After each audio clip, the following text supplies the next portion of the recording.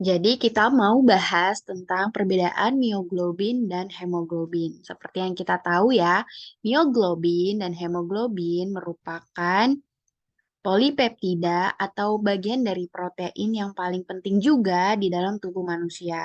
Lalu bedanya apa? Kelihatan banget kalau dari struktur, mioglobin itu terdiri satu subunit dari polipeptida. Nah, kalau misalkan si hemoglobin ini terdiri dari 4 subunit polipeptida ya.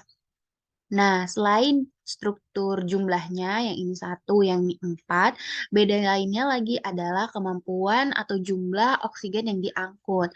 Yang kita tahu ya, mioglobin dan hemoglobin itu di tengahnya kan ada bagian Fe-nya nih, yang bagian kuning, ligannya. Si Fe ini kan mampu berikatan dengan yang namanya oksigen. Nah, mioglobin ini karena hanya ada satu, jadi Fe-nya juga cuma ada satu, jadi dia hanya bisa mengikat satu oksigen. Sedangkan hemoglobin ini ada empat. Satu, dua, tiga, dan empat. Oke, itu dia bedanya ya dari jumlah dan dari struktur, kemudian jumlah oksigen, dan yang terakhir adalah lokasinya.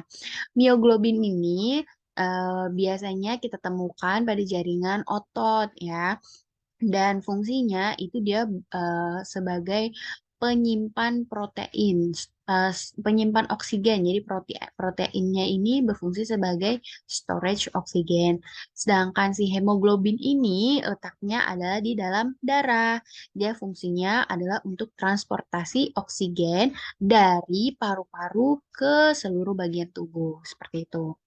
Nah, kita akan bahas tentang kurva disosiasi mioglobin dan hemoglobin. Kita lihat di gambar yang pertama dulu ya. Nih, di bagian X itu adalah tekanan parsial, di bagian Y adalah tekanan O2 atau saturation oksigennya. Tekanan parsial itu, jadi kalau misalnya kita bisa gambarin tuh teman-teman, tekanan parsial adalah tekanan si oksigen dalam kumpulan gas-gas. Jadi si oksigen ini punya tekanan sendiri. Nah, berapa sih jumlah tekanan parsialnya? Nah, itu adalah PO milimeter Hg.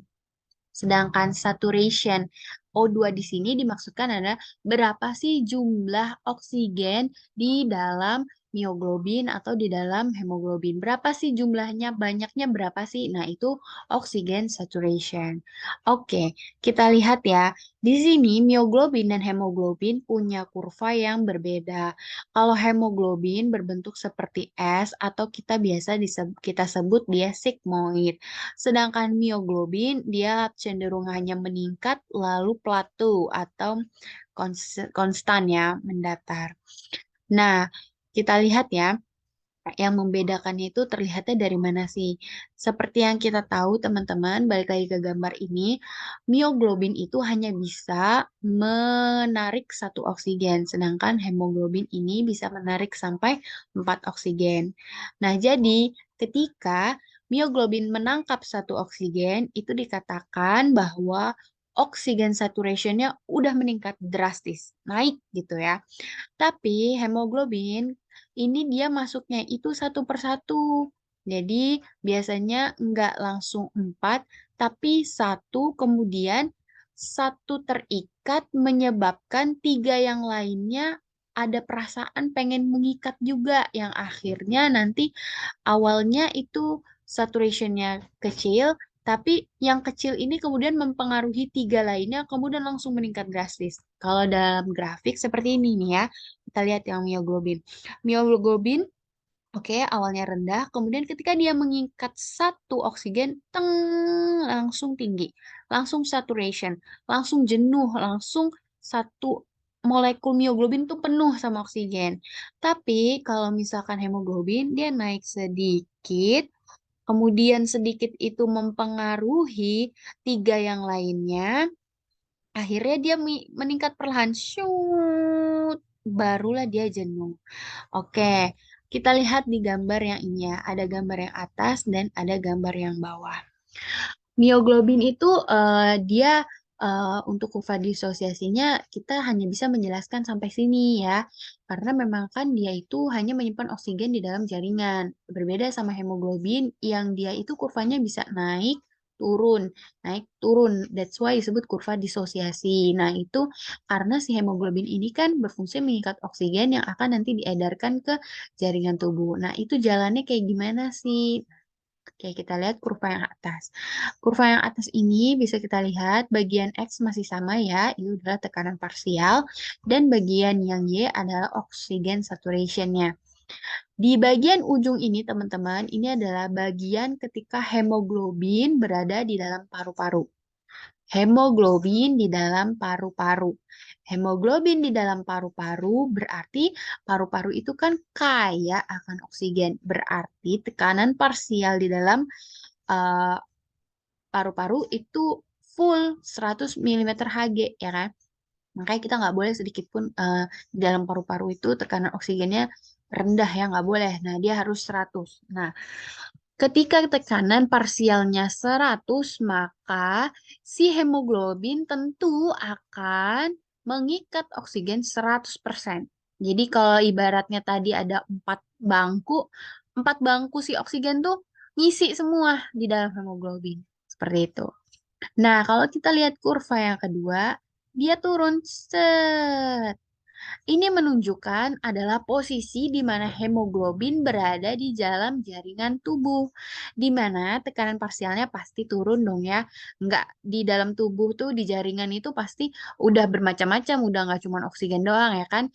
Nah, tekanannya menurun, automatically adalah si hemoglobin merilis. Nah, di sini adalah oksigen merilis.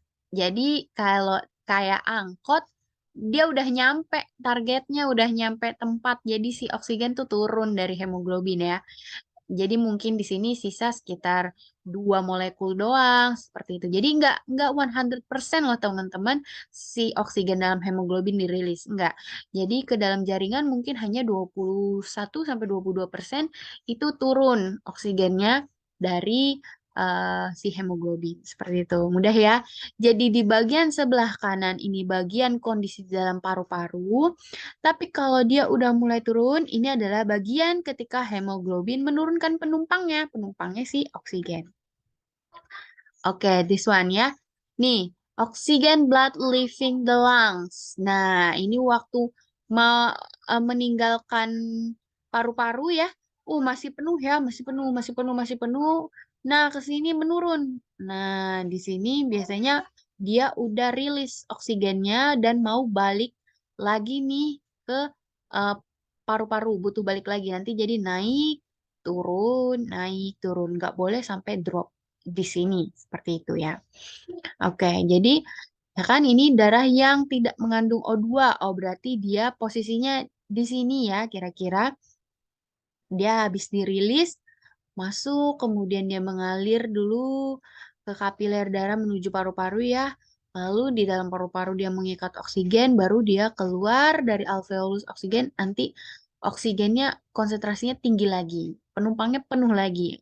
Udah nggak 4646 lagi ya, karena udah penuh seperti itu. Lanjut. Sekarang pertanyaannya, ternyata kurva disosiasi itu bisa geser ke kanan, bisa geser ke kiri, teman-teman.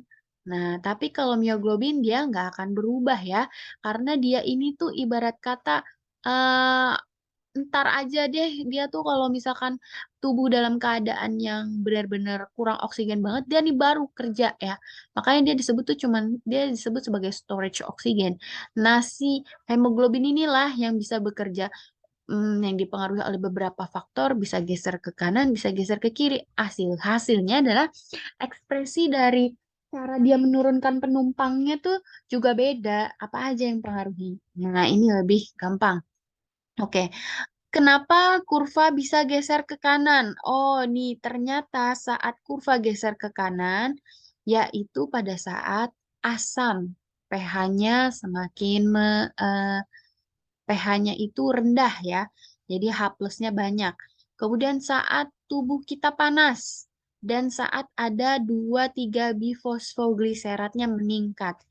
Nah, kalau misalkan kurva geser ke kiri itu ketika kondisi pH-nya jadi basa, suhu tubuh dingin dan ada penurunan 2,3 bifosfoglycerate seperti itu. Oke, lebih gampangnya kayak gini teman-teman. Misalkan saya kasih contoh tubuh panas ya.